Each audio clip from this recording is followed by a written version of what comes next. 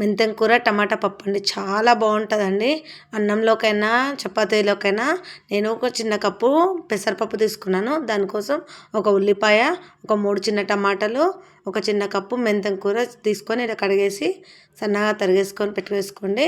నేనైతే వేసుకున్నాను. మీకు కావాలంటే ఇంకొంచెం ఎక్కువ వేసుకోవచ్చు. పప్పును తీసుకొని ఒక బౌల్ వేసుకొని నీట్గా కడిగేసుకోండి 1-2 సార్లు. ఎందుకంటే దాంట్లో అంతా కెమికల్ పౌడర్ కలుపుతారు కదండి.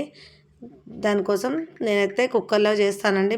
ఇట్లా కుక్కర్ పెట్టేసుకొని ఒక 2 టేబుల్ స్పూన్స్ ఆయిల్ వేసుకొని కట్ చేసుకున్న ఉల్లిపాయలు వేసేసుకొని అలాగే కట్ చేసుకున్న మెంతి కూడా వేసుకొని బాగా కలిపేసుకోండి. తర్వాత ఒక రెబ్బ కరివేపాకు వేసేసుకోండి. బాగా కొంచెం అంత ఎక్కువ మగ్గాల్సిన అవసరం లేదు. తర్వాత ఒక టీ స్పూన్ అల్లం వెల్లిపాయ పేస్ట్ అలాగే కొంచెం పసుపు వేసుకొని కలిపేసుకోండి. కలిపేసుకొని మనం కడిగి పెట్టుకున్న పప్పు ఉంది కదండి, ఇది వేయండి. ఇలాగే కొంచెం వేపితే టేస్ట్ బాగుంటుందండి. లేకపోతే జిగురు జిగురుగా ఉంటుంది, పచ్చి పచ్చిగా.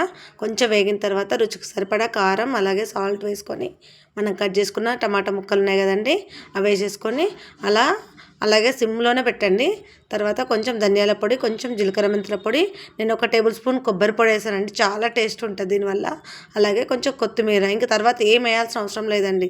చాలా ఇలా ఒకసారి కలిపేసుకొని చూడండి. చాలా అంటే చాలా బాగా టేస్ట్ వస్తుంది. ఎక్కువ వాటర్ కూడా ఏమి వద్దండి. 1 గ్లాస్ వాటర్ పడతాయి అంతే. చూడండి కన్సిస్టెన్సీ ఎలా ఉందో.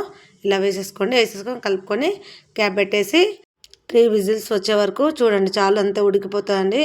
చూడండి చాలా అంటే చాలా బాగుంటుంది. మెంతెం కూరతో చాలా టేస్ట్ ఉంటుంది, హెల్తీ కూడా. ఎలా వచ్చిందో నాకు కామెంట్ చేయండి.